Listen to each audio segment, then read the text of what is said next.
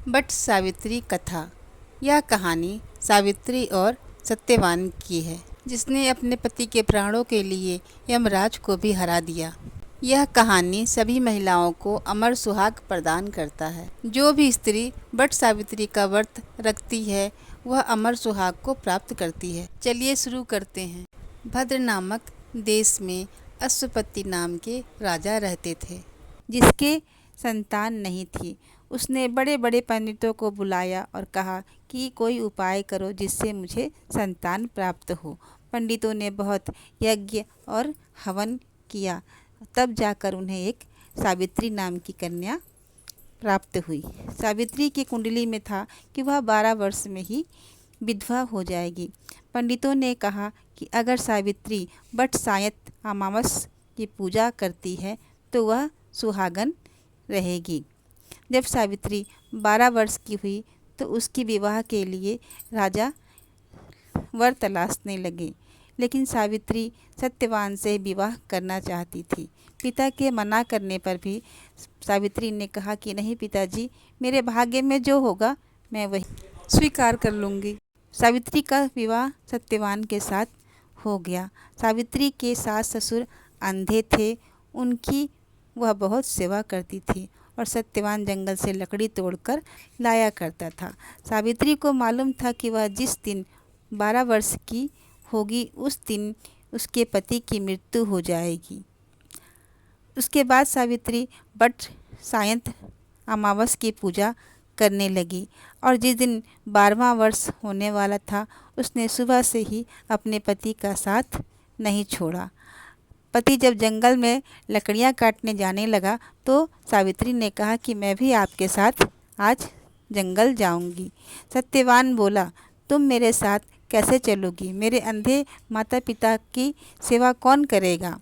अगर माता पिता आज्ञा दें तो तुम मेरे साथ चलो। सावित्री ने सास ससुर से आज्ञा मांगी। सास ससुर ने कहा कि ठीक है, तुम भी साथ में चली जाओ। जंगल में जाकर सावित्री तो लकड़ियां तोड़ने लगी और सत्यवान पेड़ पर चढ़कर लकड़ियां काटने लगा। उस पेड़ पे एक सांप रहा करता था। उसने सत्यवान को डस लिया। सत्यवान मूर्छित हो गया। सावित्री ने अपने पति को गोदी में लेकर रोने लगी। महादेव और पार्वती उसी समय वहाँ से जा रहे थे।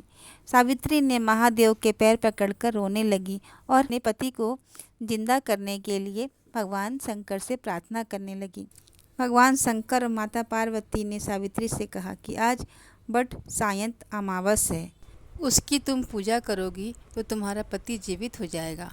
फिर वह खूब प्रेम से बट सायंत की पूजा करने लगी और पत्तों का गहना बनाकर पहनी जो हीरे मोती के हो गए।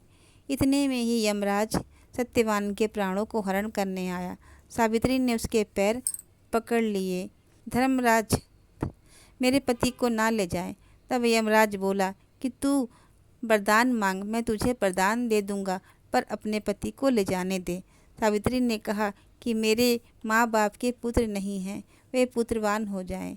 यमराज बोले, सत्य वचन, हो जाएगा। फिर वह बोली, मेरे सास ससुर अंधे हैं, उनके नेत्रों में ज्योति नहीं है,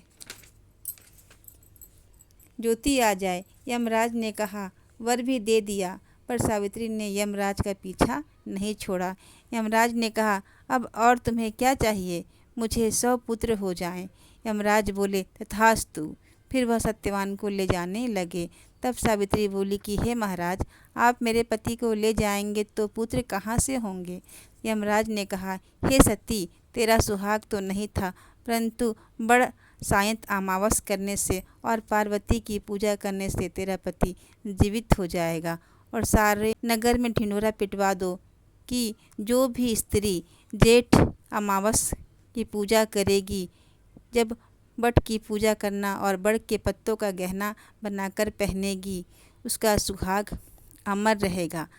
जिस प्रकार बट सायंत की पूजा करने से सावित्री को सत्यवान मिल गए, उसी प्रकार पृथ्वी लोक पे जो भी नारी बट सावित्री व्रत करेगी अथवा इस कहानी को सुनेगी, उसका सुहाग अखंड रहेगा और वह सुहागन ही इस लोक से परलोक को जाएगी। यह व्रत सुहाग देने वाला और पुत्र प्रदान करने वाला है। बोलो बट सावित्री माता की जय।